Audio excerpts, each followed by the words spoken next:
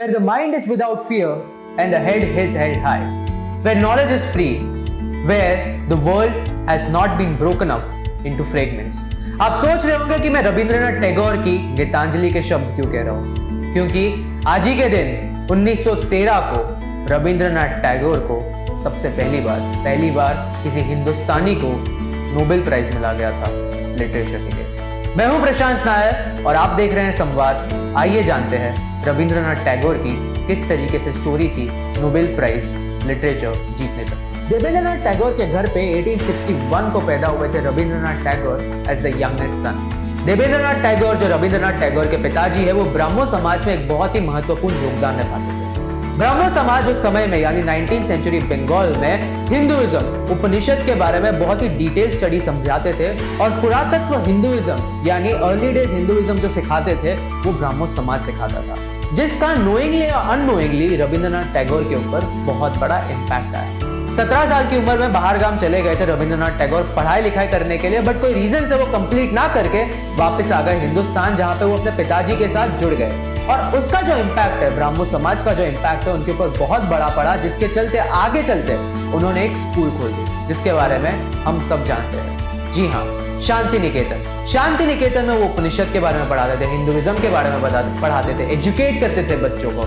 ऐसा माना जाता है भारत के father of the nation Mahatma Gandhi और रविंद्रनाथ टैगोर बहुत अच्छे दोस्त भी थे।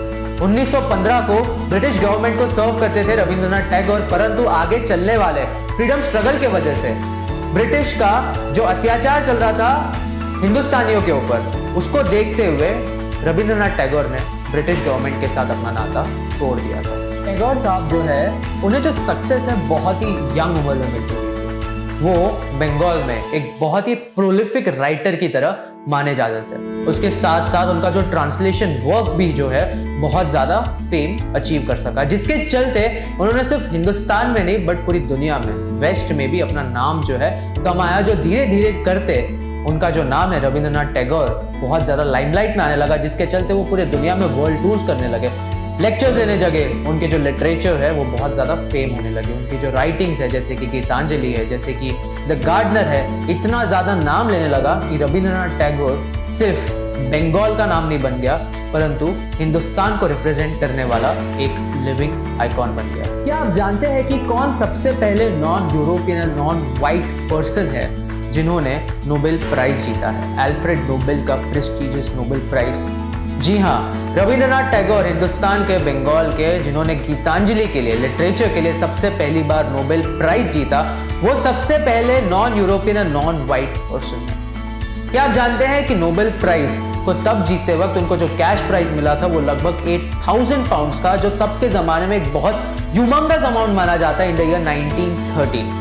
उसका उन्होंने according to the report, according to some of the data says that उन्होंने शांति निकेतन को एक्सपांड किया, जैसे कि विश्व भारती एक छोटा सा स्कूल था शांति निकेतन के अंदर, जिसका उनका मानना यह था कि बच्चे जब 4 दीवारों के अंदर पढ़ते हैं तब उनका जो अंडरस्टैंडिंग का स्कोप है वो कम हो जाता है। इसके लिए उन्होंने ऑल लैंड परचेज करके विश्व भारती के नाम पे और एक्सपैंड किया था वो नोबेल प्राइज के कैश से। क्या आप जानते हैं 1913 में हिंदुस्तान की स्थिति क्या थी?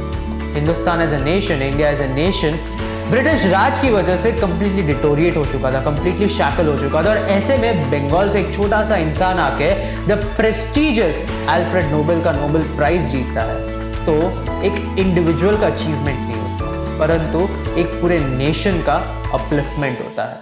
हिंदुस्तान के हर एक वो इंसान पे, हर एक इंडिविजुअल का मोराल बढ़ता है, खुद के ऊपर सेल्फ बिलीफ बढ़ता है और इंडिया एज अ नेशन और भी ज्यादा एकजुट होता है।